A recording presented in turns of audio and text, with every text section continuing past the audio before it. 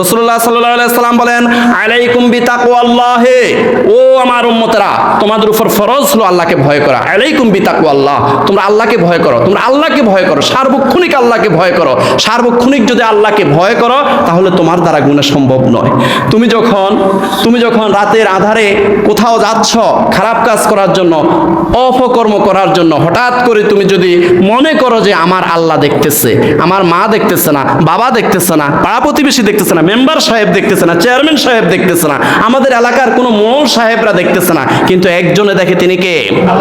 আলাইকুম বিতাকওয়াল্লাহ, আমার উম্মতেরা আলাইকুম বিতাকওয়াল্লাহ, তোমাদের উপর ফরজ হলো আল্লাহকে ভয় করো, আল্লাহকে ভয় করো, আল্লাহকে ভয় করো। ওয়াসসামে, তোমাদের নেতার কথা তোমরা শুনবে, ওয়াত্তাআতে, নেতার আনুগত্য করবে, ওয়াইন আবদান হাবশিয়া, যদিও তোমার নেতা হাবশি গোলাম হোক না কেন, সে কালো হোক না কেন, সে বেটে হোক না কেন, সে বিশ্রী হোক না কেন, হাবশি গোলাম হোক না কেন, তোমার নেতার আনুগত্য করা তোমার উপরে ফরজ।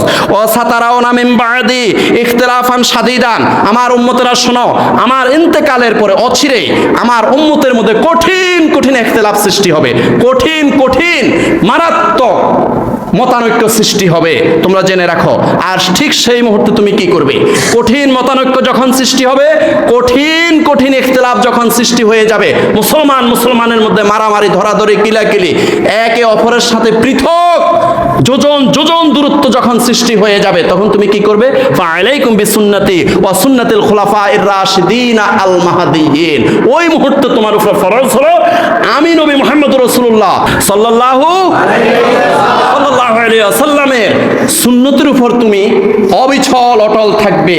ও সুন্নাতিল খুলাফাইর রাশিদিন আল মাহদিয়িন, আমার খোলাফায়ে রাশিদিন যে সাহাবায়ে কেরাম আছে, এই সুফলপ্রাপ্ত খোলাফায়ে রাশিদিন আমার সাহাবায়ে কেরামদের সুন্নতের উপর তোমরা ওই মুহূর্তে টিকে থাকবে।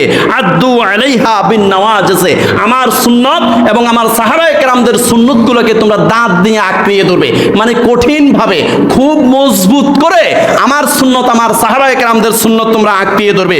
ওয়া ইয়াকুমাল উমুর আল মুহদাসাতে, আর সাবধান থাকবে, আমার সাহাবীরা সাবধান থাকবে এই ইসলামের মধ্যে, এই দ্বীনের মধ্যে, এই কোরআন হাদিসের আলোচনার ভিতরেও, এই দ্বীন ইসলামের বিভিন্ন কার্যক্রমের ভিতরেও অনেকে কুপ্রথা আবিষ্কার করবে, নিকৃষ্ট প্রথা আবিষ্কার করবে, যেটার কারণে দ্বীনের ক্ষতি হবে, ইসলামের ক্ষতি হবে।